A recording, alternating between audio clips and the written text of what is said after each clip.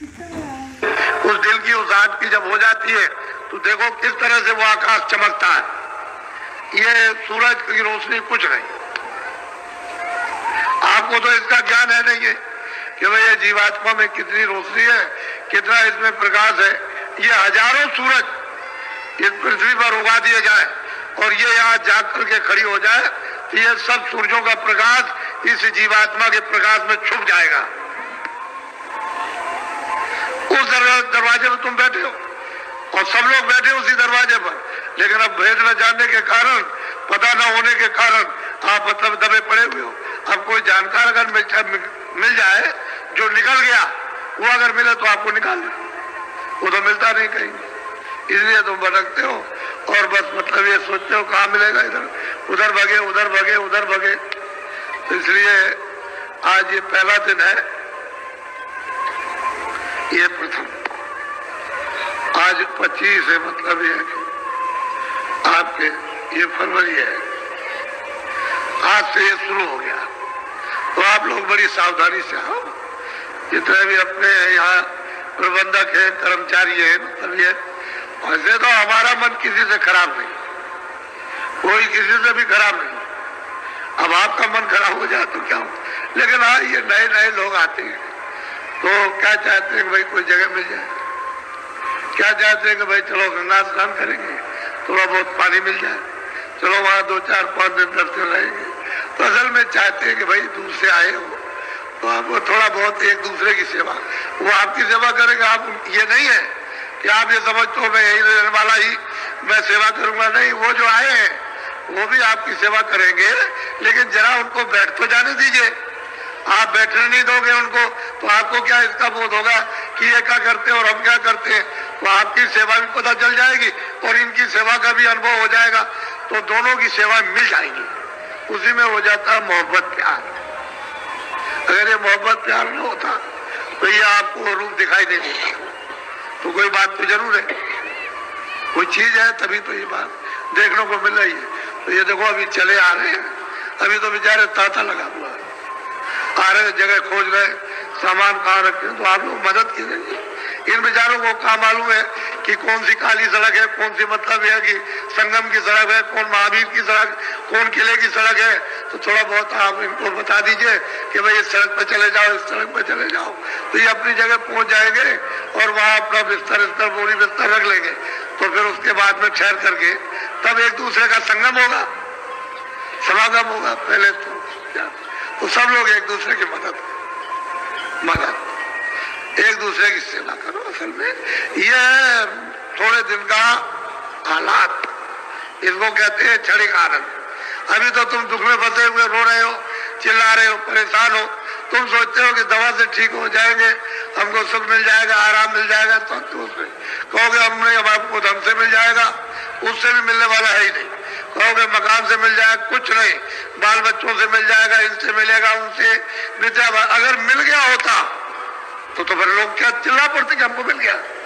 राज करने वाले, कोई सेठ साहूकार, कोई खेती वाले, अगर इनको कुछ मिलते सब चिल्लाते, लेकिन वो कहते इसमें है ही नहीं। जब इसमें आनंद है ही नहीं, इसमें सुख है ही नहीं है, इसमें आराम ही नहीं, सुबह से लेकर शाम तक परेशानी। तो मेहनत तो आपने की है सारी थी, लेकिन उसका फल आपको कुछ नहीं मिला। क्यों? कि आपने उस मेहनत का दुरुपयोग किया। अगर सदुपयोग कर लेते तब तो आपको क्षणिक आराम, आपको क्षणिक आनंद मिल जाता, लेकिन आपने उसका सदुपयोग नहीं किया, दुरुपयोग कर लिया। तो इसलिए सबको दुख है। कोई आदमी ऐसा नहीं है जिसको बेचैनी ना हो, लेकिन अब यह है कि वो महात्मा फकीर मिले तभी तो हो सकता है, ऐसे नहीं होगा। तो ये मनुष्य रूपी मंदिर में दोनों आंखों के बीचों बीच ये जीवात्मा बैठी है और उसमें तीसरी आंख है। कैसे आप निकाल सकते हैं कि तीसरी आंख नहीं है? अगर नहीं होती तो रामायण झूठी हो जाएगी। ये जो और किताबें धार्मिक है वो फकीर महात्माओं की सब झूठी हो जाएंगी, लेकिन वो तो चीज है। जब है चीज तो फिर यह है कि आपको भी मिल सकती। ऐसा क्यों कहो कि हमको नहीं मिलेगी? मिल जाएगी, लेकिन जिसके पास वो चीज होगी दे देगा आपको। उसकी आपको प्रतीक्षा करनी, उसके पास तक पहुंचने की जरूरत है। उसके पास तक पहुंच गए तो चीज मिलेगी। जिसके पास जो चीज होगी वही देगा। इसलिए आप लोग दूर दूर से चल करके आए और चले आ रहे हो, और ये निरंतरता था आज और कल दोनों दिन पूरा लगा रहेगा।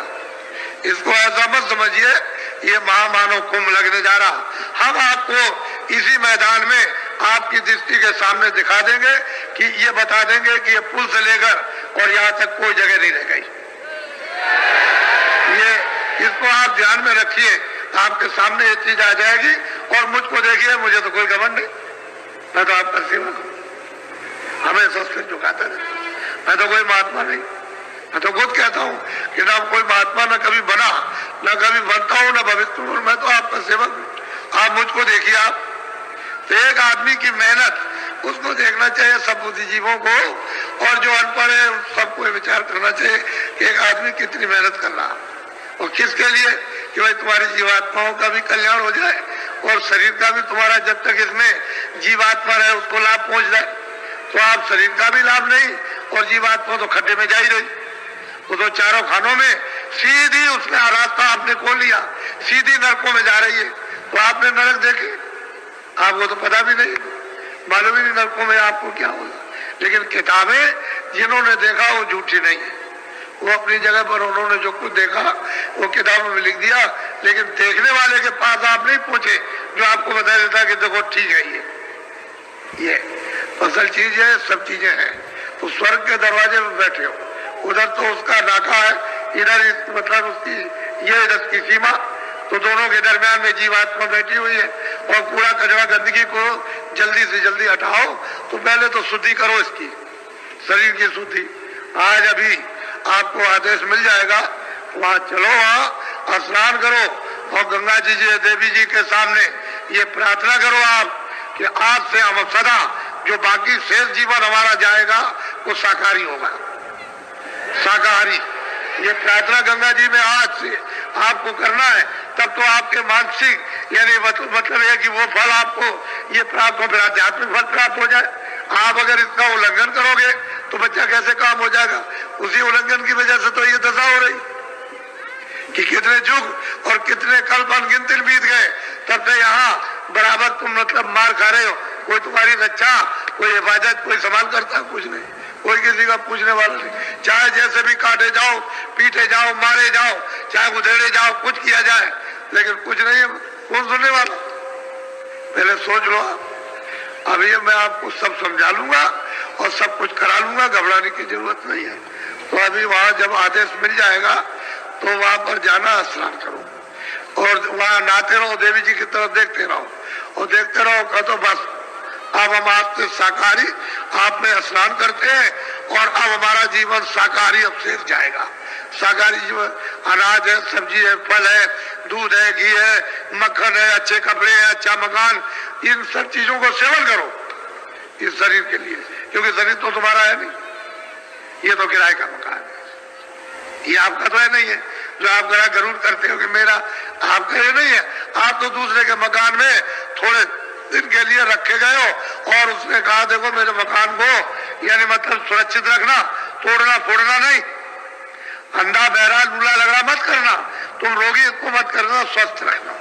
तो इसको खाना भी दो, कपड़े भी दो, दवा भी दो, सब कुछ दो, इसको निरोगी रखो। और इसमें जो जीवात्मा में उसे जगा लो, इसी के द्वारा उसको पहुंचा दो अपने घर में, अपने देश में, अपने वतन में, अपने प्रभु के पास, वहां पहुंचा दीजिए।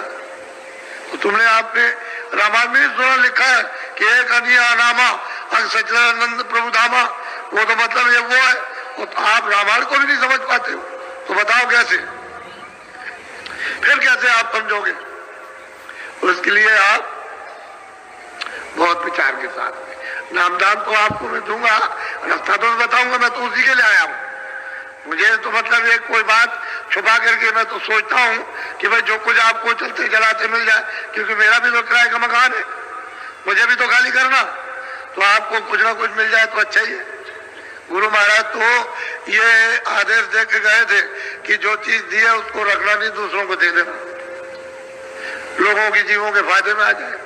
तो मुझे तो वो पालन करना है कि उसका उल्लंघन करना। अब यह है कि कोई ले सकता, कोई नहीं ले सकता, वो तो मतलब ये कि उसके ऊपर निर्भर है, क्योंकि उसकी स्वतंत्रता है, उसको आजादी मिली है कि ले ले, उसको आजादी मिली फेंक दे, ये तो उसके ऊपर है। तो सब तरह का अधिकार आपको लोक में कर्म करने का मिल गया है, आप उसका उल्लंघन मत करो। जिसके देश में रहो उसके नियम के अनुकूल यानी चलो तब छूट जाओगे, जेल खाने से बाहर हो जाओगे। और नियम के विरुद्ध चलोगे तो मतलब है कि फिर आप सजा मिल जाएगी, उसकी सजा अलग है। यहाँ का नियम तोड़ो तो यहाँ की सजा मिल जाती है, 5 साल की, 2 साल की, 1 साल की, 10 साल की। ज्यादा गलती करो तो फांसी हो जाती है। तो असल में नियम का उल्लंघन ही करने पर, अरे भाई उल्लंघन की तो कानून है, उसी के लिए कोर्ट कचहरी है कि आपने ये बुरा काम किया, आप ऐसा मत करो, उसकी सजा दी जाती। माफी मांग लोगे, नहीं करेंगे तो ठीक है, लेकिन करोगे उसी के लिए कि तुम्हारी आदत, तुम्हारा स्वभाव छूट जाए, उसी के लिए सत्यता, सेवा के लिए, प्रेम के लिए, सत्यता के लिए, इसके लिए तो कोई कटौती न कभी हुई ना कभी होगी। कोर्ट कचहरी तो बुरे काम के लिए, अच्छे काम के लिए कभी भी नहीं। तो आप लोग मनुष्य जीवन को आप सार्थक बनाओ। तो पहले तो मैं एक भजन कराऊंगा, क्योंकि मेरा काम तो भजन कराने का। असली काम दोनों काम ले लेना, कि ये भी शरीर के लिए भी लेना और भजन भी कराना। और उधर में त्रिवेणी संगम पर भेजूंगा मेरी बातों को अच्छी तरह से। ये जिस घाट पर आप आए हो उस पर वो बैठे हुए, मल्लाह भी बैठे, पंडित भी बैठे। पंडा तो एक शब्द है, वैसे तो वो ब्राह्मण है। वो बैठे हुए, वो मेहनत करते हैं, दिन भर बैठे रहते हैं, मेहनत करते हैं, सामान को रखाते हैं। आपको मतलब है चंदन ये वो सब कुछ देते हैं, और मतलब ये है कि जगाते रहते हैं। तो आप मतलब मल्लाह नाव ले जाते हैं, ले आते हैं बरसात में, तो आगे इनकी उतराई थोड़ा बहुत उनको भी देते हैं। क्या बात है? अरे भाई रास्ते में तांगे में बैठोगे, अरे इसमें बैठोगे तो थोड़ा बहुत उसको भी कि भाई मेहनत किए, चलो भाई तुम्हारी मेहनत करनी है। तो सब जगह अपनी अपनी मेहनत है। वो मेहनत का, रेल में बस में आते हो तो मतलब देकर आते हो, भाई वो भी मेहनत है। वो भी मतलब है कि चलेगा, टूटेगा फूटेगा, ठीक हो जाएगा। तो हर जगह अपनी अपनी जगह मेहनत है। तो सबकी मेहनत दे दो तो जल्दी निकल जाओ, जल्दी काम हो जाए। और मेहनत नहीं दोगे तो फिर जही तही फंस जाओगे, तो बड़ा मुश्किल। इसी तरह से वो विधान बना हुआ कर्मों का, पाप का, पुण्य का। तुम उसका कर्जा चुका दो। हम तो चाहते हैं सबका कर्जा चुक जाए। कितने लोग चारों तरफ से आए, किसको किसने किसको दिया है, ये बेचारे जो है क्या मतलब ये कि 2-4 टीमें काम कर सकती है जो सफाई करते हैं उनके लिए। तुम खुद झाड़ू लो अपने हाथ में इनके साथ, और झाड़ू लेकर के सुबह 2 बजे उठ करके सेवा करो, देखो कितना कर्जा तुम अदा किए देते हो। जिसका लिए तुमको क्या मालूम कि कर्जा कैसे चुकाया जाएगा। पानी पिलाओ, इनको बना करके खाना खिलाओ, अपने में से कुछ बना के खिला दो कि तुम भी खा लो आकर के। तो प्यार के साथ मोहब्बत के कर्जा चुक जाएगा।